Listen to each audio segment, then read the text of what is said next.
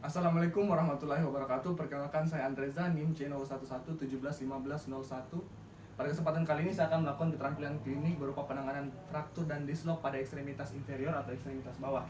Jadi di sini berdasarkan skenario, ada seorang pasien datang dengan dicurigai adanya dislok dan juga fraktur pada kruris, di mana penata laksanaan kita akan melakukan penanganan pada dislok posterior terlebih dahulu pada hip sinistra pasien.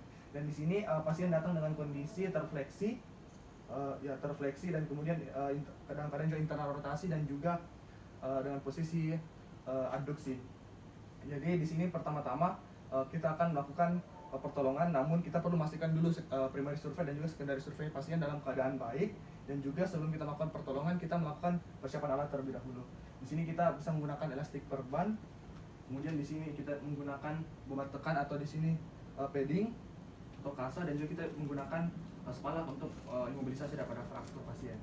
Nah, baik, pertama-tama kita akan melakukan pertolongan pada dislok pasien, dislok hip sinistra pasien, dan di sini kita akan melakukan pertolongan dengan metode ALIS atau ALIS method. Di mana di sini untuk ALIS method itu sendiri kita dibantu oleh satu orang penolong atau dilakukan oleh dua orang penolong, di mana penolong satunya dia melakukan counter traction pada panggul pasien dan juga bisa membantu untuk mereposisi daripada ketika nanti kita lakukan traksi, dan untuk penolong kedua akan melakukan traksi pada hip joint pasien.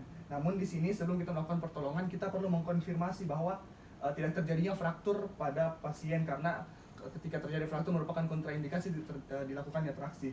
Baik, setelah kita memastikan bahwa dengan X-ray tidak ada terjadi fraktur, maka kita bisa melakukan traksi pada dislok pasien. Namun sebelum itu kita juga perlu memberikan analgetik dan juga untuk relaksasi otot pasien. Nah, baik, sebelum kita akan mulai penata laksanaannya, di mana di sini posisi pasien fleksi kita bantu dengan melakukan traksi longitudinal, dan kemudian kita posisikan 90 derajat juga dengan traksi, dan juga pada saat kita mengangkat kita turunkan ke 70 derajat, dan kemudian kita bantu dengan internal dan eksternal rotasi. Kemudian dengan penolong kedua juga membantu untuk mereposisi daripada kaput humerusnya ke acetabulum. Ketika dengar bunyi kleng berarti sudah terreposisi daripada hip jointnya. Kemudian setelah itu kita kembalikan posisi pada inline position.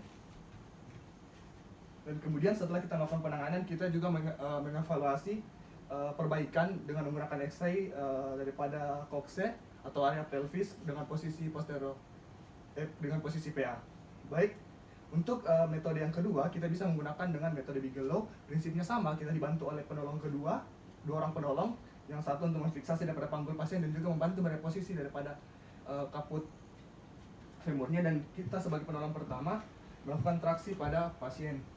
Nah, di sini prinsipnya sama, kita juga perlu memastikan dengan X-ray bahwa tidak ada fraktur. Kemudian kita bisa melakukannya, kita melakukan traksi secara longitudinal, dan kemudian setelah itu kita fleksikan 90 derajat dan kita eksternal rotasikan beberapa kali untuk mereposisi daripada kaput femurnya, dan ketika terdapat bunyi kleng berarti kaputnya sudah masuk pada acetabulum, kemudian kita inline posisikan atau kita kembalikan. Dan lagi-lagi untuk mengevaluasi, kita mengevaluasi dengan melakukan foto X-ray dengan posisi PA apakah kaput sudah kembali pada posisinya atau acetabulum.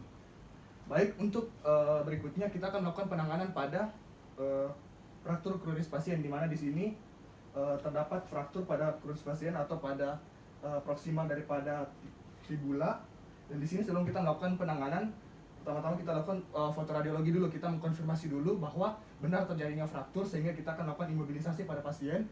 Di mana di sini sebelum kita melakukan pemeriksaan juga kita memposisikan kaki pasien pada posisi anatomis, dan kemudian kita memeriksa daripada neurovaskular distal, yaitu pada arteri dorsalis pedis. Ketika kita pastikan aman, kita akan melakukan penolongan. Baik, untuk pemasangan spala kita dibantu oleh dikerjakan oleh dua orang penolong, di mana di sini persiapannya kita dekatkan perlengkapannya, kemudian kita angkat kaki pasien, kemudian kita masukkan spala pada bagian bawah kaki pasien, dan kemudian juga pada medial dan juga lateral daripada ekstremitas pasien.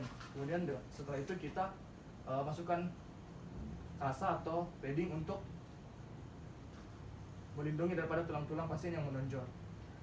Setelah itu di sini kita dibantu oleh penolong kedua untuk melakukan pemasangan elastik banditnya secara sirkular.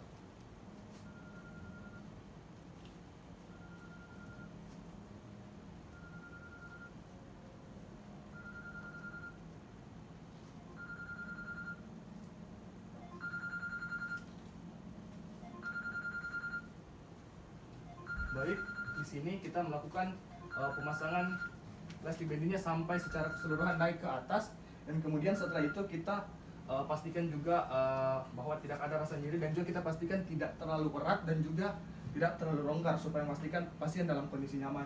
Nah, baik, setelah ini kita akan pantau dengan posisi dan kita akan lakukan X-ray untuk memastikan bahwa frakturnya telah dalam kondisi baik atau tidak ada perburukan daripada itu, dan kemudian imobilisasi ini kita lakukan selama 12 minggu, dan setelah itu kita akan evaluasi kembali dengan menggunakan X-ray, dan juga setelah pemeriksaan kita memastikan arteri dorsalis pedis pasien dalam kondisi baik.